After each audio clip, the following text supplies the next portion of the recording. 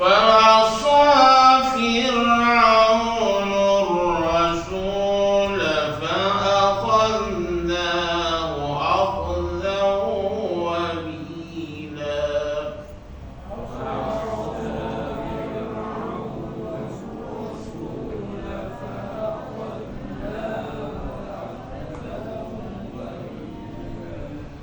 فكيف تتقون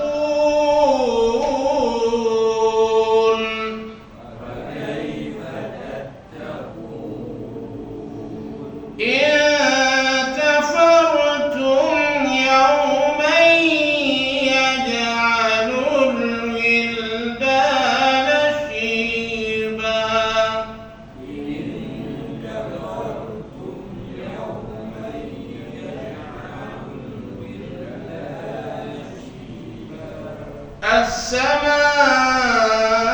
السماء منفطر به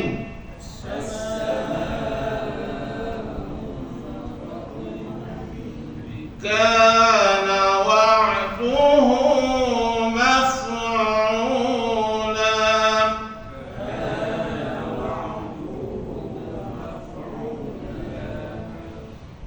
إن هذه تذكرة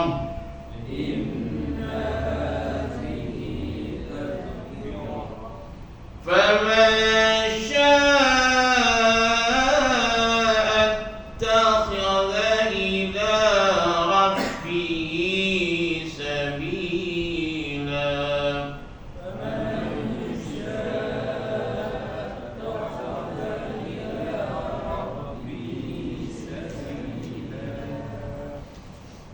إن ربك يعلم أنك تقوم أدنى من ثلثي الليل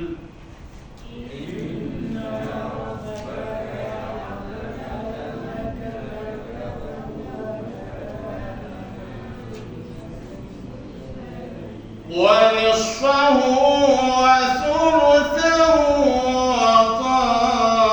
وطائفة من الذين معك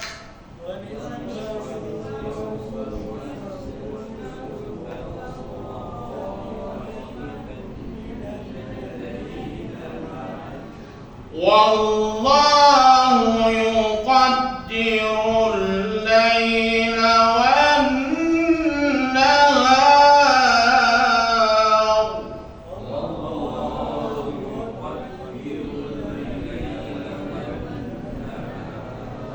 علم أن لن تحصوه فتاب عليكم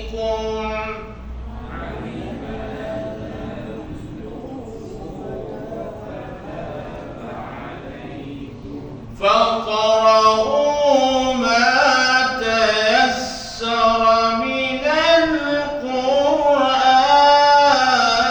القرآن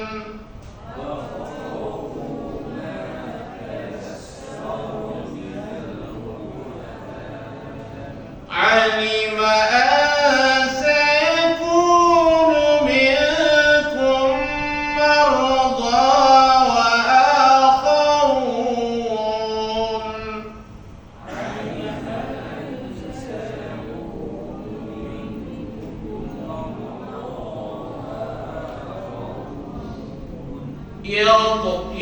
يضربون في الأرض يبتغون من فضل الله وآخرون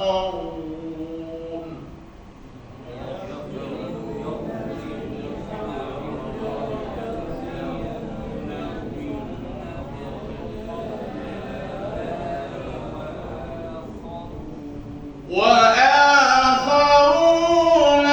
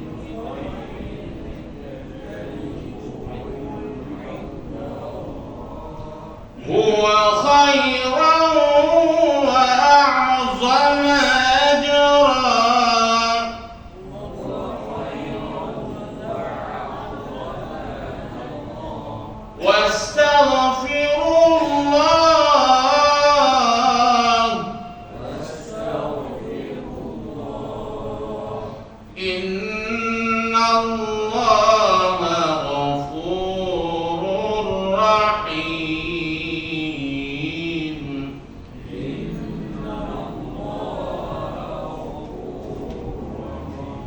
Sadaqallahul azim. Alhamdulillah, kita membaca surah Al-Muzammil ayat 11 sehingga ayat terakhir, ayat yang ke-20. Alhamdulillah, salatu wassalamu ala rasulillah sayyidil imam jamaah sekalian. Alhamdulillah, ayat yang ke-11 Allah Ta'ala berfirman, Wadharni wal mukadzibina ulil na'mati wa mahilhum qalila. Dan biarlah, kata Allah, aku, yakni Allah, bertindak terhadap para pendusta, al-mukadzibin, orang-orang yang mendustakan apa yang dibawa oleh Nabi itu. Biarlah mereka itu, kata Allah, aku sendiri akan bertindak kepada mereka. Siapa mereka itu? Orang-orang yang disebut ulin na'mati, orang-orang yang berada dalam kemewahan, dalam keadaan mereka itu lalai dengan harta yang banyak, dan mereka itu kufur kepada Allah. Dan kata Allah, wa mahilhum, dan beri tangguhlah mereka barang sebentar. Biarlah mereka lalai, biarlah mereka dalam keadaan lupa, seolah-olah mereka itu seolah-olahnya dibiarkan tidak disiksa. Tunggu sah, kata Allah. Pasal apa? Inna ladaina, inna sesungguhnya pada kami, yakni di sisi kami, angkaran, kami ada belenggu-belenggu yang berat. Kami akan mengikat mereka, kami akan menambat mereka. Wa jahiman, dan mereka akan mendapat neraka jahim, yakni yang menyalanya. Dan di dalam neraka itu mereka akan disiksa dengan apa? Wa ta'aman, dengan makanan yang menyumbat dalam kerongkong mereka dalam keadaan yang sangat perih dan pedih. Azaban alima, azab yang sangat pedih. Jadi ayat ini, kata pengarang, Allah Ta'ala nak menggugut dan mengancam siapa pembesar-pembesar Quraisy Makkah yang kufur, yang tak beriman, yang menentang, yang melawan, dengan mengatakan, dan biarkanlah ya Muhammad, aku, yakni Allah, akan bertindak bersendirian terhadap para pendusta yang mendustakan ayat-ayatku. Siapa mereka itu? Yang terdiri daripada golongan orang-orang yang kaya, yang bersenang-senang dengan kemewahan dan kemegahan di alam dunia ini. Maknanya orang yang lalai, orang yang lupa, biasanya ialah orang yang dilimpahi dengan segala kemewahan. Itulah Nabi sebut dalam hadisnya, man faqra an akhsha alaikum, walakin akhsha an tubsata alaikum dunia. Aku tak bimbang kamu ditimpa dengan kesusahan dan kefakiran, tetapi aku lebih risau dan bimbang kamu diberikan kemewahan dan juga kekayaan yang melampau, yang akhirnya dibimbang kamu lupa kepada Allah. Maknanya Allah Ta'ala nak mengingatkan kita, boleh kaya, boleh menjadi orang yang memiliki harta yang banyak, tapi jangan lupa Tuhan, jangan lawan Tuhan, jangan ikut nafsu dan syaitan. Kata Allah, aku bakal menyiksa mereka. Dan bolehlah engkau, kata Nabi kepada Nabi, berikan tangguh kepada mereka dalam tempoh yang sebentar sahaja untuk bersenang lenang sehingga nanti datang azab, yakni aku akan turunkan azab kepada mereka bila sampai waktunya yang akan menimpa mereka itu. Biar mereka lalai, biarlah mereka alim, nanti akan datang hukuman Tuhan. Bagaimana hukuman itu berlaku? Kata para mufassirin, Allah menangguhkan siksanya kepada orang-orang kafir yang menentang Nabi itu sampai datang waktunya bila ketika Nabi SAW berhijrah meninggalkan kota Makkah. Dalam tafsir menyebut bagaimana Makkah pada waktu itu setelah Nabi berhijrah ke Madinah, Makkah dilanda musim kemarau selama beberapa tahun, yang merupakan hukuman yang dikenakan kepada umum. Maknanya kemarau, hujan tak turun, air tak ada, kering kontang. Ini adalah azab daripada Allah akibat daripada kemurkaan yang dilakukan oleh pemimpin Quraisy Makkah. Maknanya Allah menghukum dengan kemarau yang panjang. Yang kedua, kata mufassir, kemudian terjadilah pula perang Badar yang merupakan hukuman daripada Allah yang mengakibatkan terbunuhnya para pembesar kaum Quraisy sebagai hukuman secara khusus. Maknanya perang Badar yang mereka anggap satu peperangan yang boleh menang, tetapi Allah kalahkan mereka dengan kekalahan yang memalukan, sehingga Abu Jahal yang memimpin bala tentera itu pun terbunuh ataupun Allah Ta'ala musnahkan mereka. Ini suatu gambaran Allah berikan hukuman di dunia lagi kepada mereka yang menentang Nabi SAW. Terjadilah peperangan Badar yang mengakibatkan terbunuhnya pembesar-pembesar Quraisy dengan hukuman secara khusus. Inilah siksa di dunia. Kemudian Allah menjelaskan pula siksa di akhirat dengan Allah menyatakan, sesungguhnya di sisi kami, kata Allah, yakni di akhirat ada belenggu yang berat daripada besi yang dipasangkan ke tengkok mereka dan ke tangan mereka untuk menandakan mereka itulah orang-orang yang jahat. Maknanya dirantai mereka itu dengan besi tembaga daripada api neraka. Kemudian mereka itu dimasukkan ke dalam neraka jahim yang menyala-nyala apinya membakar mereka. Makna mereka itu dituntun, dibawa untuk ke neraka yang sangat dahsyat. Dan kemudiannya pula mereka dipaksa dengan makanan-makanan yang pahit, yang tak dapat mereka telan, bahkan menyengkang leher mereka, menyebabkan keropong mereka tersumbat. Maknanya makanan yang sangat dahsyat. Apa dia makanan itu? Itulah buah zakum yang sangat pahit dan buah ad-dhari' yang sangat tajam durinya.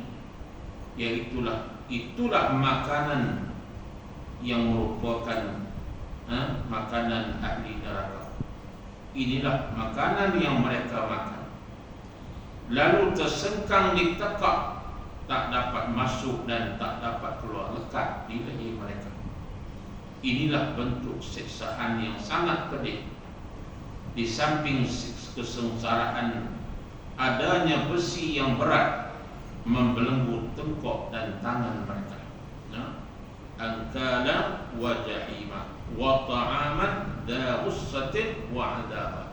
Itu bentuk azab di akhirat. Azab di dunia, mereka dihukum dengan peperangan dan kemarau yang panjang.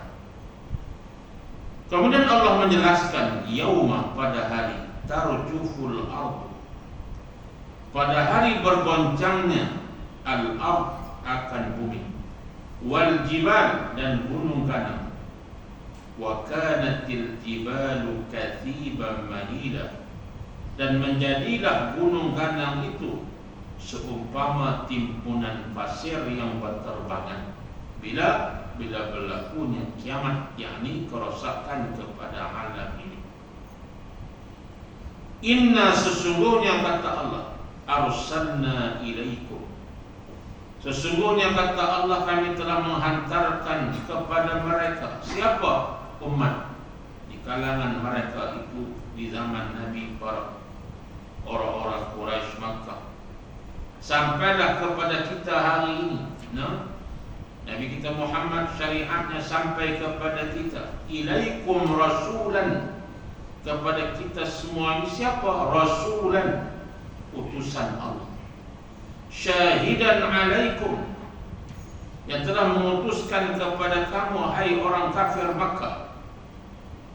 Bila kita baca ini bukan bermaksud hanya orang kafir Makkah, sampai kepada kita hari ini. Siapa yang dihantarkan Allah itu? Seorang Rasul, Rasulan. Syahidan alaikum, yang menjadi saksi terhadap kamu. Syahidan alaikum, menjadi saksi kepada kamu. Maknanya kedatangan Rasul itu membuktikan bahawa syariat Islam itu sampai kepada kita. Maka bila sampai syariat itu, apa tugas kita? Ialah ikut apa yang dibawa oleh Nabi. Seperti mana yang kami hantarkan kepada Fir'aun Rasulan, iaitulah Nabi Musa alaihissalam. Kemudian apabila kami hantarkan Fir'aun, kepada Fir'aun itu Musa, fa'asa Fir'aun, maka ia enggan. Asa ni maknanya dia lawan, dia ingkar, dia derhaka. Fa'asa Fir'aunur Rasul, Fir'aun itu dia tolak mentah-mentah apa yang didatangkan oleh Nabi Musa. Ar-Rasul, mana Rasul itu Nabi Musa. Fa'akhadnahu, lalu kami siksakan mereka. Fa'akhadnahu akhdan wabila, dengan siksaan yang sangat berat, termasuklah ditenggelamkan dalam lautan. Fakaifa tattaqun, bagaimanakah kamu dapat menyelamatkan diri? Tattaqun di sini dengan makna bagaimana kamu boleh selamatkan diri kamu tu. In kafartum, sekiranya kamu kufur. Bagaimana mungkin kamu boleh selamat sekiranya kamu kufur? Yauman, pada hari yang menjadikan anak-anak kamu sudah beruban. Yauman yaj'alul wildana shiba, pada hari yang menjadikan anak-anak sudah beruban. Dia ada uraian. As-sama'u munfatirun bih, langit pun menjadi pecah belah pada hari itu yang berlakunya kiamat. Kana wa'duhu maf'ula, adalah janji Allah itu pasti terlaksana. Wa'duhu, janji Tuhan itu, maf'ula, pasti berlaku. Inna hadhihi tadhkiratun, sesungguhnya keterangan yang tadi itu semua itu tazkiratun, peringatan daripada Allah. Faman syaa'a ittakhadha ila rabbih sabila, maka siapa yang mahukan kebaikan dirinya. Faman syaa', siapa? Allah Ta'ala dah datang ke Rasul, dah beritahu kepada kita hadza hukum ini halal, haram, syariat itu ini. Siapa yang ikut? Faman syaa', siapa yang nak ikut? Maknanya siapa? Tak kira siapa lah, kulit putih ke, kulit hitam ke, orang Arab ke, orang bukan Arab ke. Faman syaa', siapa yang nak ikut kebaikan itu. Faman syaa', siapa yang mahukan kebaikan pada dirinya. Ittakhadha ila rabbih, dapatlah ia menempuh jalan. Ittakhadha ila rabbih, jalan kepada siapa? Rabbihi, Tuhannya. Sabilan, akan jalan. Sabil itu jalan, jalan kepada Tuhan. Jalan kepada Tuhan itu dalam bentuk apa? Amal ibadah, ketaatan kepada Allah. Itulah jalan untuk kita mendekatkan diri kepada Allah dengan ikut apa yang dibawa oleh Nabi sallallahu alaihi wasallam. Allah menggambarkan kejadian hari kiamat. Pada hari itu bumi dan gunung ganang bergoncangan yang sangat dahsyat, dan gunung ganang yang kukuh menjadi timbunan pasir yang berterbangan. Padahal gunung ganang itu asalnya batu yang pejal lagi keras. Bagaimana Tuhan menjadikan batu yang pejal itu pasir yang berterbangan, menggambarkan hebatnya hari tersebut. Gambaran ini dibawa untuk mempertakutkan kaum yang mendustakan Rasul. Allah sebut banyak kali berkaitan dengan kiamat ni. Tujuannya apa? Nak bagi kita sedar, nak bagi kita rasa gerun. Siapa mereka itu? Orang yang mendustakan Rasul. Jika mereka masih lagi bersikap sedemikian, kami dah datangkan Rasul, mereka masih degil lagi, pasti mereka ditimpa seksa sebagaimana umat-umat dahulu kala yang dijadikan perumpamaan di sini, seperti Fir'aun yang bermahajarah. Fir'aun jahatnya apa? Sampai syaitan kata, hang hebat pada aku lagi. Pasal apa? Aku buta Tuhan, hang aku Tuhan. Hang kedebel itu dah pula maknanya. Dia cinta bertabik ni Fir'aun. Pasal kata dia mengaku Tuhan. Ana rabbukumul a'la. Aku Tuhan kalian alamnya. Aku boleh bunuh siapa yang aku nak bunuh, aku boleh hidupkan siapa yang aku boleh hidup. Tiba-tiba Nabi Musa dia terjumpa. Allah perlinya dengan dia sendiri membesarkan Nabi Musa di istananya. Yang dia kata dia boleh bunuh, dia boleh buat apa saja. Tiba-tiba Tuhan nak gambarkan kehebatan Allah Ta'ala dan nak melemahkan dirinya. Akhirnya dia berhadapan dengan anak angkatnya sendiri, iaitulah Nabi Musa.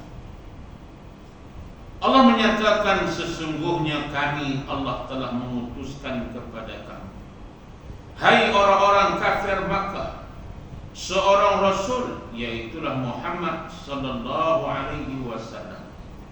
Dialah utusan Allah yang akan menjadi saksi terhadap kamu mengenai kekufuran dan kederhakaan kamu, sebagaimana kami telah mengutuskan dahulunya Rasul kepada Fir'aun, iaitulah Nabi Musa bin Imran alaihi salam. Jadi saksi ni, syahidan ni, bila kita baca dalam banyak penguraian, maknanya Nabi mengaku kita sebagai umatnya. Umat Nabi ni, kita ni umat Nabi. Macam mana kita nak bagi Nabi mengaku kita ni sebagai umat dia? Itulah yang dibahaskan oleh para ulama. Yang saya ulang balik apa yang disebut oleh Qadhi Iyad. Dia kata yang pertama, kasih kepada sunnah Nabi. Itu yang pertama, kasih dengan makna beramal. Bukan kasih saja tapi tak beramal. Tak beramal itu dengan makna kasihlah, sunnah kehidupan Nabi. Yang kedua disebut kasih kepada Quran, tanda kasih kepada Nabi, kasih kepada peninggalan Nabi. Apa dia? Al-Quranul Karim. Kasih kepada pusaka Nabi adalah Quran. Kasih kepada Quran, baca dan baca dan baca. Yang ketiga, kasih kepada kehidupan akhirat lebih daripada kehidupan dunia.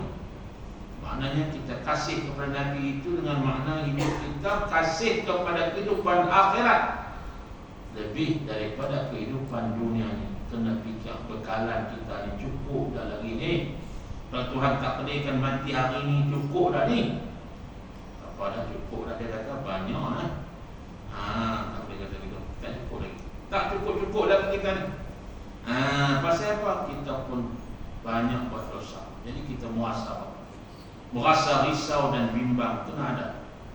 Yang keempat kata Qadhi Iyad ialah kasih kepada diri kamu supaya tidak dihumban dalam api neraka Allah.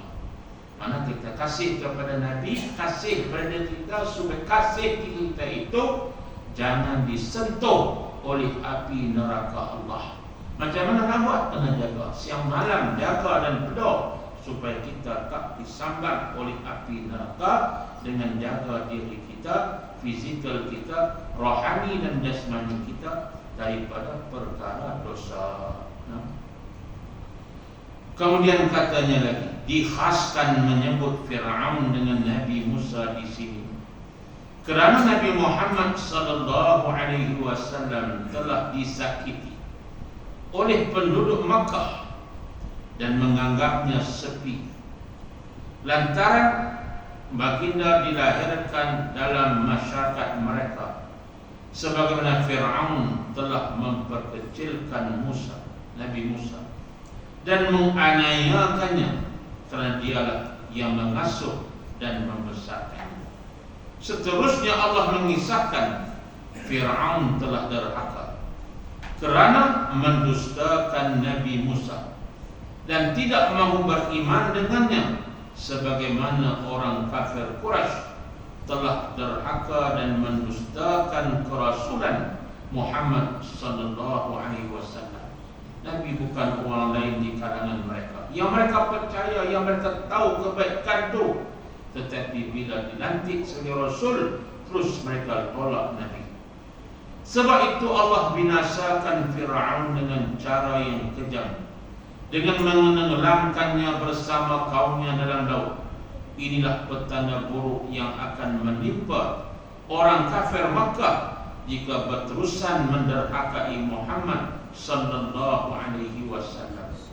Allah mengulang ancamannya kepada penduduk Makkah dengan kedatangan hari kiamat yang dahsyat, yaitu bagaimanakah kamu dapat menyelamatkan diri kamu jika kamu tetap kufur, tidak mau beriman. Kedahsyatan hari kiamat digambarkan oleh Allah menyebabkan kanak-kanak yang masih kecil oleh kerana takutnya ketika itu dia menjadi tua dan beruban rambutnya. Walaupun dia masih kecil, tapi gerunnya sebab nak berlakunya kiamat itu, maka dia menjadi tua dan beruban. Itu maksud ayat yang ke ayat ke-17. At-Tabari menyebut yang demikian itu semasa Allah bertitah kepada Nabi Adam, lahirlah daripada keturunanmu rombongan ahli neraka. Dari setiap 1000 orang, 999 orang mendengar itu, setiap anak menjadi berubah. Langit pun menjadi berpecah belah sebab saja berlakunya hari kiamat. Maka apa yang dijanjikan oleh Allah ini akan berlaku, tidak dapat disangkal lagi, karena Allah tidak akan menyalahi janji.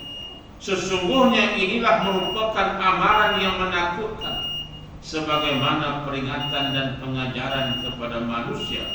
Siapa yang mahukan kebaikan untuk dirinya, dapatlah ia menempuh jalan yang menyampaikannya kepada Tuhannya. Dalam tafsir dia sebut, kita nak mencari kebaikan, makna kita kena usaha. Sebab Allah kata, "Man syaa", siapa yang nak itu dia mana hati dia. Hati dia maknanya kehendak dia. Mana bila dia nak kepada kebaikan, dia kena usaha. Bukan dia jadi sendiri dah, dia kena usaha. Allah dah bagi tahu dah melalui Rasul, segala keterangan dah beritahu dah. Malaikat kita yang mendengar, kita sendirilah berusaha nak jadi lagu mana. Ayat ini merupakan galakan supaya kita beramal saleh untuk menjadi simpanan yang menguntungkan seseorang itu di akhirat kelak. Ayat yang kita baca ini nak menggambarkan bahawa jalan menuju kerajaan Allah itu mesti diusahakan oleh kita semua. Kita baca habis ayat yang ke-20. Allah menyebut dalam ayat yang terakhir, sesungguhnya Tuhanmu mengetahui bahawasanya engkau berdiri sembahyang kurang daripada 2/3 malam, atau 1/2 malam, atau 1/3, dan demikian pula segolongan daripada orang-orang yang bersama engkau, dan Allah menetapkan kadar panjangnya malam dan siang. Allah mengetahui bahawa kamu tidak dapat sama sekali mengiranya dengan tepat, maka Dia menarik kembali perintahnya kepada kamu. Oleh kerana itu, bacalah seberapa yang mudah bagi kamu daripada Al-Quran. Dia mengetahui bahawa akan ada di antara kamu orang-orang yang sakit, orang-orang yang lain yang berjalan pada waktu musafir di muka bumi mencari sebahagian kurniaan Allah, dan orang-orang yang lain lagi berperang pada jalan Allah.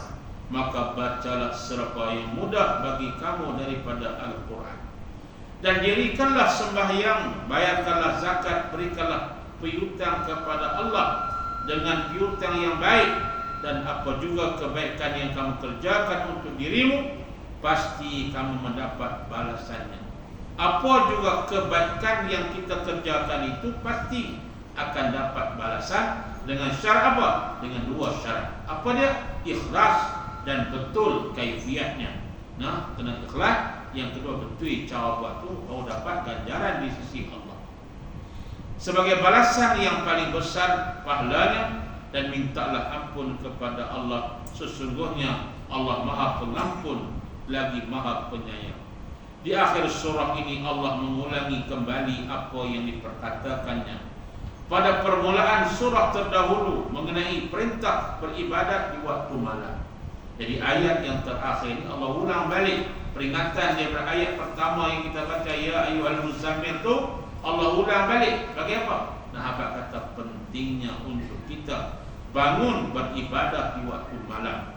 Nah, sesungguhnya Tuhanmu ya Muhammad mengetahui bahawasanya engkau dan juga sahabatmu sembahyang tahajud dan beribadah kurang daripada 2/3 malam. Kadang-kala kamu beribadat 1/2 malam, dan kadang-kala kamu beribadat 1/3 malam.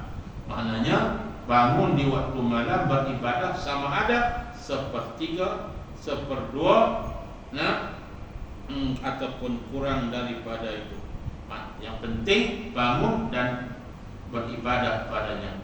Surah Az-Zariyat Allah menyatakan, kanu qalilan minal laili ma yahja'un wa bil ashari hum yastaghfirun.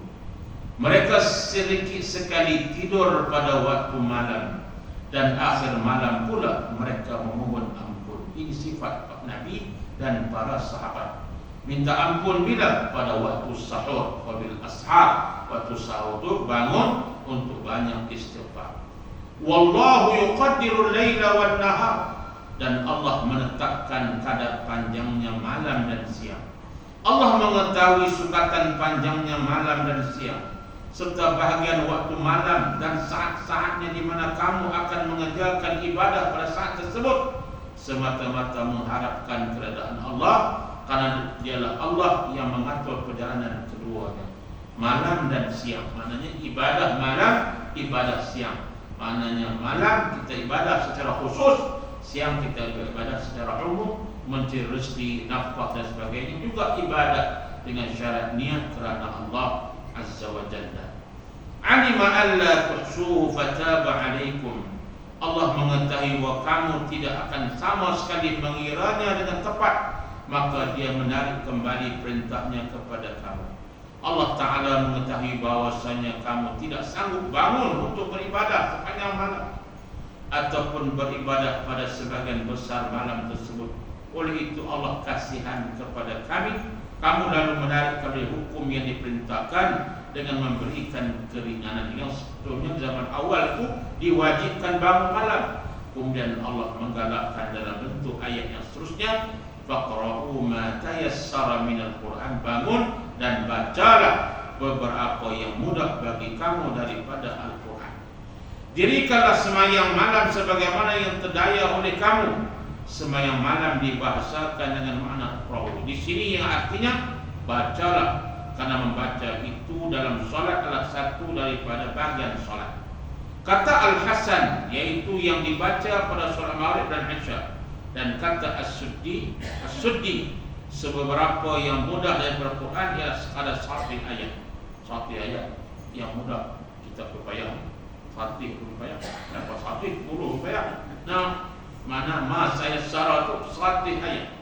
Kerana dalam asal disebut barang siapa membaca 100 ayat pada malam hari, Al-Quran tidak mendakwanya. Masya Allah.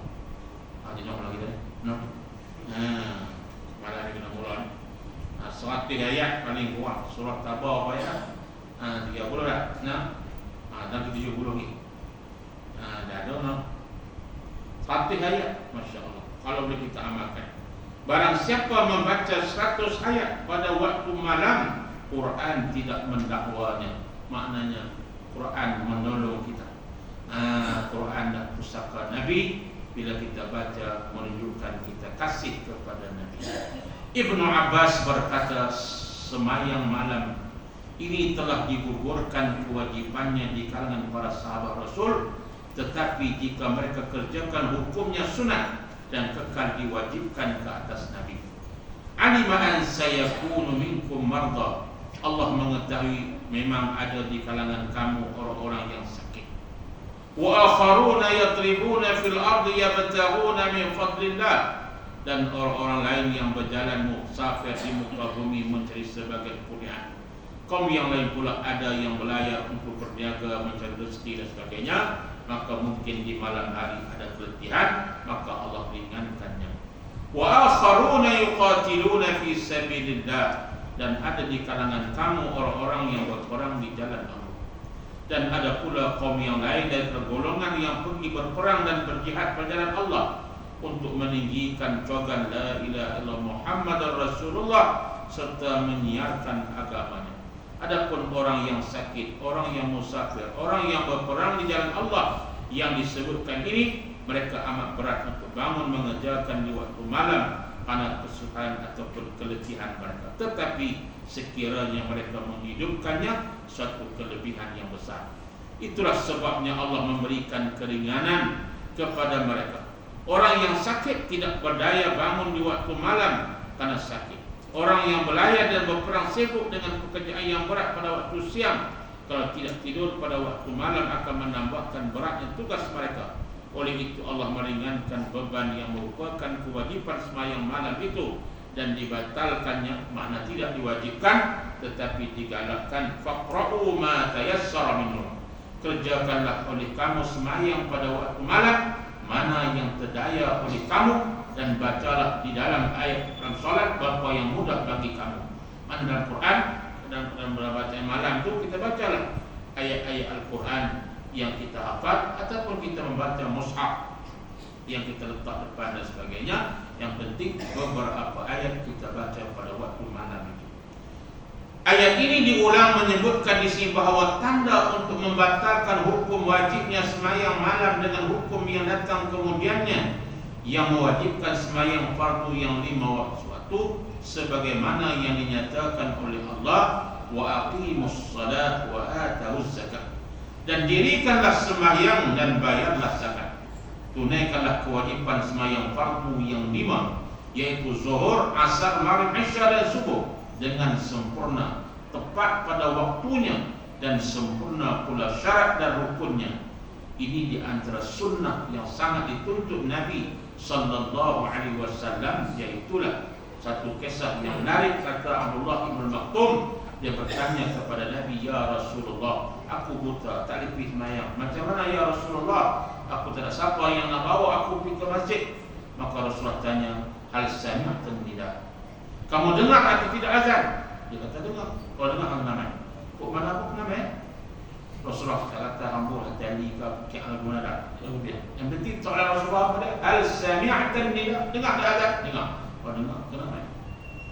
Soalan yang kedua dia tanya Nabi, ya Rasulullah, di Madinah ini banyak yang sebut sebagai binatang-binatang yang berbisa, ada jengkingnya, benda-benda yang berbisa, ular dan sebagainya. Ada segala, dia kata ada harimau dalam hadis tersebut. Rasulullah tanya dalam soalan yang sama, hal sami'tan tidak? Dengar tak? Kalau dengar azan kenapa? Kalau ular ke harimau kenapa? Sebab apa? Hal sami'tan tidak? Dengar tak azan? Dengar. Mai osak tak dengar tak apa. No. Bisa dengar namanya rasa riwayat kan. Tak apalah, tapi tak dengar. Itu zaman Nabi yang Nabi sebut bagaimana waktu seolah-olah dituntut. Dan hadis yang ketiga kata Abdullah bin Mas'ud, bagaimana Nabi menyebut dalam hadis bahawa satu hari diminta untuk sahabat kumpulkan kayu api. Kami bertanya, ya Rasulullah, pasal apa nak kumpul kayu api ni? Rasulullah kata, aku nak pergi cari orang yang tak bayar. Akhirnya Rasulullah pun pergi tengok dan sebagainya. Dan di kalangan kami orang-orang mukmin tak ada yang tak main, mereka semua. Illal munafiqin, mereka orang-orang munafik yang mereka itu enggan ataupun tidak menunaikan solat berjamaah. Maknanya beda antara orang mukmin dan orang munafik, bedanya pada solat berjamaah. Kalau kira betul lagi, no? Tapi inilah realitinya, sunnah yang besar yang menunjukkan bagaimana perlunya kita hidupkan, segarkan, kempen sungguh-sungguh bagi ramai main semayang berjamaah macam nak atau ni 4 malam penuh yang kita tengok. Pasal apa dia nak pipi makan ya, no? Di tas kita ada, kita pun jengkren lagi 4 malam. Pasal pi sana dengan TikTok dia. Kan dapat pergi makan ya? Nah, kita ni main masjid di Surau untuk dapatkan banyak kelebihan. Kita main juga, tak guna dapat TikTok juga lah kita nya. Supaya pakai masjid ini kelebihannya banyak. Meriahkan.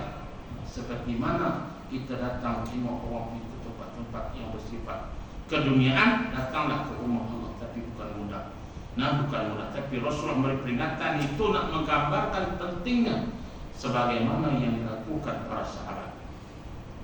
Para mufassirin jarang terdapat dalam Quran tiap-tiap yang disebut kewajiban sembahyang yang tidak diiringi dengan kewajiban zakat. Karena solat itu tiang agama yang menghubungkan antara seorang hamba kepada Tuhannya, dan zakat tiang agama yang menghubungkan antara seorang dengan saudaranya di kalangan masyarakat. Apa dia maksud? Aqimus salat, hubungan dengan Allah, yaitu hubungan dengan pencipta. Wa atauz zakat, hubungan sesama manusia. Mana dua unsur, hubungan dengan Tuhan elok, dengan manusia pun elok. Dua-dua kena elok. Ibadat elok, zakat pun sempurna. Maknanya hidupan kita bahagia sebab apa? Bersama Allah pun elok kita, hubungan dengan Tuhan pun elok, dengan makhluk pun elok kita jaga. Husnul silah billah, dan hubungan elok dengan Tuhan, dan hubungan elok dengan manusia ma'annas. Salat merupakan ibadat badaniyah yang terbesar, manakala zakat merupakan ibadat maliyah, harta yang terbesar. Wa aqridullaha qardan hasana, dan berikanlah piutang kepada Allah dengan piutang yang baik. Maksudnya bersedekah, berderma, memberi bantuan pada perkara kebajikan semata-mata mengharapkan pahala daripada Allah. Kata Ibnu Abbas, dimaksudkan apa juga sedekah, bukan zakat, sama ada untuk menghubungkan tali silaturahim dan belanja untuk menghormati tetamu dan lainnya. Maknanya segala yang kita keluar untuk menjamu orang makan dan sebagainya, itu semua adalah pahala yang besar di sisi Allah. Wa ma tuqaddimu li anfusikum min khairin tajiduhu 'indallah huwa khairan wa a'zama ajra. Maksudnya, dan apa juga kebaikan yang kamu kerjakan untuk dirimu di dunia, pasti kamu perolehi balasannya di sisi Allah, yang merupakan ganjaran dan pahala di akhirat sebagai balasan yang paling baik dan yang paling besar nikmatnya. Karena dunia ini akan fana dan akhirat juga akan kekal, dan pahala yang ada di sisi Allah itulah yang terlebih baik.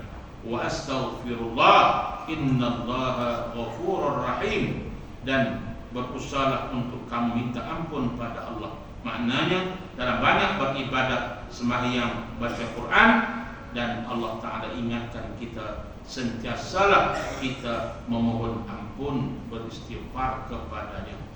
Kerana jarang sekali manusia yang tidak tersalah dan tersilap, cuai ataupun lalai. Sesungguhnya Allah bersedia memberi ampun dan sangat luar biasa rahmatnya. Surah ini diakhiri dengan bimbingan kepada orang yang membelanjakan hartanya dengan baik, supaya minta ampun kepada Allah Karena boleh jadi niatnya tidak ikhlas. Selepas Allah Ta'ala sebut tentang baca Quran, bangun malam, bersedekah, Allah akhirkan dengan istighfar. Supaya apa? Ada amalan tadi yang kita tidak ikhlas, ataupun kurang cermat sewaktu memberi piutang, yakni beramal pada jalan Allah, sehingga dia telah membelanja bukan pada tempatnya, atau dibelanjakan oleh suatu tujuan dan didorong pula oleh nafsunya. Inilah panduan yang selaras bagi orang yang ingin hendak mengeluarkan perbelanjaan, menghasuti Tuhan yang menurunkan Quran dengan panduannya yang sangat terang. Walhamdulillahilladzi bi ni'matihi tatimmus shalihat, wa sallallahu ala sayyidina Muhammad wa ala alihi wa sahbihi wasallam. Alhamdulillah ya Rabbil Alamin. Mudah-mudahan ayat yang kita baca surah Al-Muzammil yang menunjukkan betapa pentingnya amalan-amalan kita cuba amalkan. Kita buat semua dengan tinggal semua. Setakat mana boleh. Antaranya yang cuba bangun dalam bangun tiap malam insyaAllah. Wallahu a'lam. Kafa billahi syahida. Assalamualaikum warahmatullahi wabarakatuh.